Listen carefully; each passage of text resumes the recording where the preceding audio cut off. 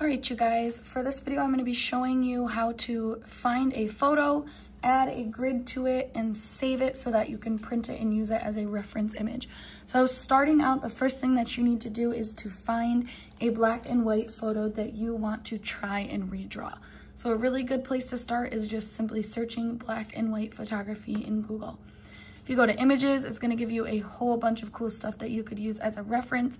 But if you're looking for something specifically, you can always search that too. So for me, I thought that I maybe wanted to draw hands for this project. So instead, I searched hands, black and white photography. When you are searching, you want to look for something that has a good range of values. What I mean by that is you want something that has a lot of lights, a lot of darks, and a lot of middle grays. So let me show you what a bad example would be. This one right here is a bad example because there's only a couple highlights and the rest of it is just dark, right? There's not a lot of middle grays. Let's see, where's another bad example? This is another bad example. So there's dark, there's light, but there's no middle grays. So I've actually already found the photo that I wanted and I saved it to my desktop. When you find something you like for example, say I liked this one, you're gonna double click it, you're gonna click save image as, and you're gonna save the image to your desktop. Like I said, I have already found my image, so I'm gonna skip that step for now. Then what you're gonna do, you're gonna go to photopea.com, that's photopea.com. And this is where you are going to upload your picture that you found and put the grid on top of it. So first thing I'm gonna do, I'm at photopea.com, I'm gonna click open from computer. I'm gonna select my photo that I had saved earlier, this one right here, and I'm gonna click open. It's gonna open that document for me.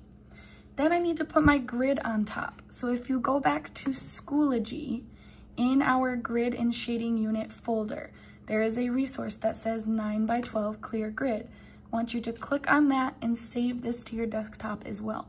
So if you double click or right click, do save image as, you are able to save this clear grid to your desktop as well. I've already done that.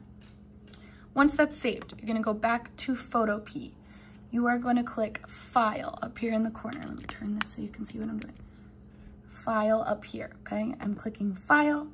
I'm gonna click Open in Place. This is gonna allow me to open an image that I already have saved and place it on top of this one. So File, Open in Place. I'm gonna select my grid and click Open. So you're gonna notice that my grid is not showing up, and that's because over here that layer is on bottom. I need to switch that layer to be on top. So I'm gonna just drag it up, put it above my background, and now it's showing up, okay? Now I need to drag my grid and change the size of it. So make sure that there's no little lock here.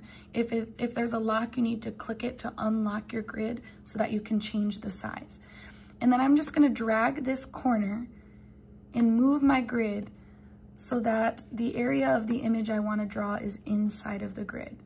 So I wouldn't wanna put it like way up here, right? I want all of this main part of the picture that I want to draw to be inside of my grid, okay? So that looks good to me. I've got all of the things that I want to draw inside of there. When it's good, I'm just going to click the check mark here, okay? Now, I need to save this so that I can print it off and use it as my reference photo. So what I'm going to do next is I'm going to save this to my desktop as well. So if I go back over here to File, I'm going to click Export As. Don't click Save. Don't click Save as PSD. Click Export As. You guys are going to export this as a PDF. So click File, Export As, PDF.